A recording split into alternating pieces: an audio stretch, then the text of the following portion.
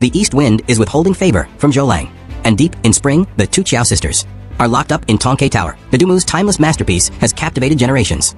In the late Eastern Han Dynasty, the legends of Sun Tzu marrying the Qiao and Zhou Yu marrying Xiao Qiao are widely circulated. But what is the true historical truth behind these events? How did these two Jiangdong heroes win the hearts that of the two daughters of Mr. Qiao? And after Zhou Yu's untimely death, what became of the stunningly beautiful Xiao Qiao? In 197 AD, Yuan Shu, defying the will of the world, seized the imperial seal and proclaimed himself emperor. At the time, Sun Tzu was nominally still on Yuan Shu's side, having protected the Sun family since the death of their father, Sun Jian. However, Sun Tzu, fully aware that Yuan Shu's claim to the throne that would inevitably invite rebellion, sent a letter to dissuade him. But Yuan Shu persisted. Sun Tzu decisively disassociated himself from Yuan Shu, refusing to acknowledge this presumptuous ruler. Soon, an imperial emissary, Wang Pu, arrived south with an imperial decree, appointing Sun Tzu as cavalry commandant, inheriting his father's title of Marquis of Wuqing, and concurrently appointing him as prefect of Kuaiji. He ordered Sun Tzu to join forces with Lu Budat and Chen Yu in suppressing Yuan Shu. Although Sun Tzu was willing to fight the rebellion, he was dissatisfied with his official position.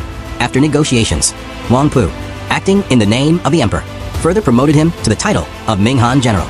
As Sun Tzu was assembling his forces for battle, Chen Yu secretly colluded with the Shanyu tribe, attempting to seize Sun Tzu's base.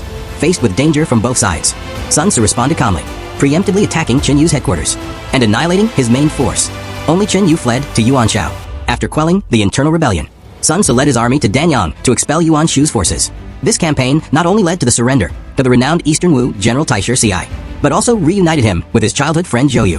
When Sun Jian passed through Zhou Yu's hometown during his campaign against Dongzhua, a deep bond formed between the two families. Zhou Yu even generously offered half of his mansion to Sun Tzu.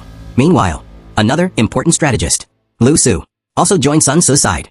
In this historical period, the story of heroes and beauties intertwined with political intrigue and battle, leaving behind many unsolved mysteries.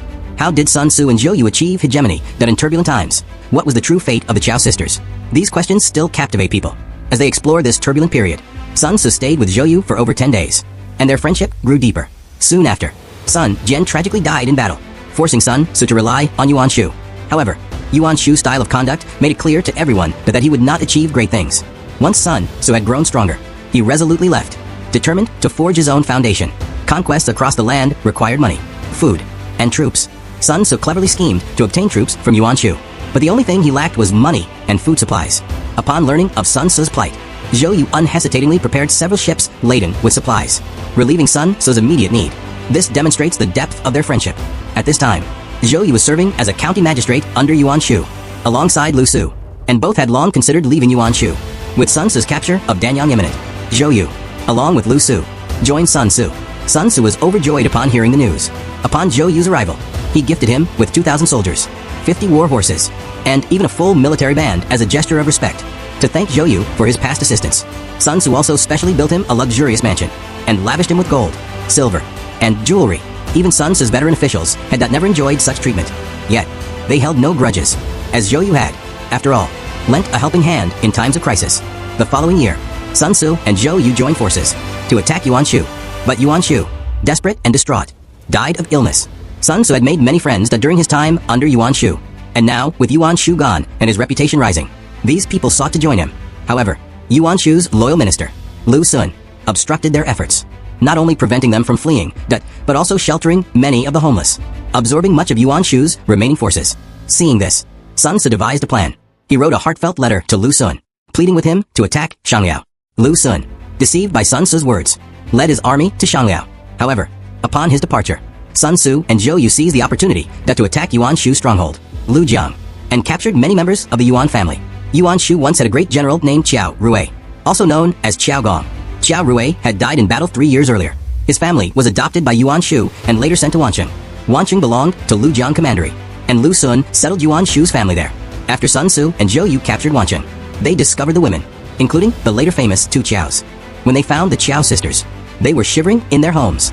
According to the Jiangbiao Zhuan, Sun Tzu jokingly told Zhou Yu, although Qiao Gong's 2 daughters are homeless, they are relieved to have us 2 as their husbands. Sun Tzu, being older than Zhou Yu, took the Qiao with him, while Zhou Yu took Xiao Qiao. They also took Yuan Shu's younger daughter, but back to Wu Commandery, where she was raised by the young Sun Quan. At this time, Sun Tzu and Zhou Yu were enjoying great success, far surpassing the 3 Liu Bei brothers. However, Sun Tzu's flamboyant behavior drew the resentment of many. As the saying goes, that it's not the thieves you fear, but the thieves you fear, that although Sun Tzu was confident in his own abilities, the threat of assassins was a constant presence. The following year, Sun Tzu was tragically assassinated, leaving Di Qiao a widow less than a year after her marriage. Xiao Qiao's fate was slightly better than her sister's, but not significantly better.